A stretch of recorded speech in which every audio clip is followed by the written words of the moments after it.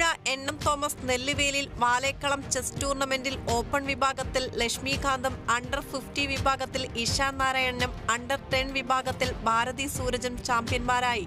Pulinkunnu saint Joseph സ്കൂളിൽ നടന്ന ടൂർണമെന്റിൽ 110ഓളം പേർ പങ്കെടുത്തു. ടൂർണമെന്റ് ഫാദർ ജോസുകുട്ടി കളത്തിൽ കോനാട്ട് ഉദ്ഘാടനം നിർവഹിച്ചു.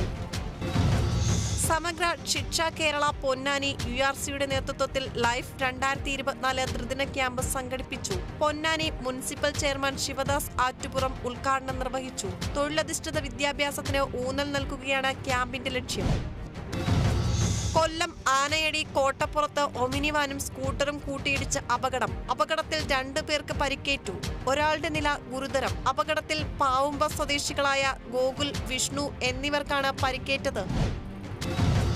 കണ്ണൂർ തലശ്ശേരിയിൽ 16കാരിയെ ട്രെയിൻ തട്ടി മരിച്ച നിലയിൽ കണ്ടെത്തി. പഴയങ്ങാടി സ്വദേശി ഇസയെയാണ് മരിച്ച നിലയിൽ കണ്ടെത്തിയത്. പഴയങ്ങാടി വാദി ഹുദ ഹയർ സെക്കൻഡറി സ്കൂൾ വിദ്യാർത്ഥിനിയാണ്. വ്യാഴാഴ്ച പുലർച്ചെയായിരുന്നു സംഭവം. അപകട കാരണം വ്യക്തമല്ല. ഗുരുവായൂർ ക്ഷേത്രത്തിൽ പുതിയ മേൽശാന്തിയായി വെള്ളറക്കാട് തോന്നലൂർ പുതുമനസ് റേഞ്ച് നമ്പൂതിരിയെ തെരഞ്ഞെടുത്തു.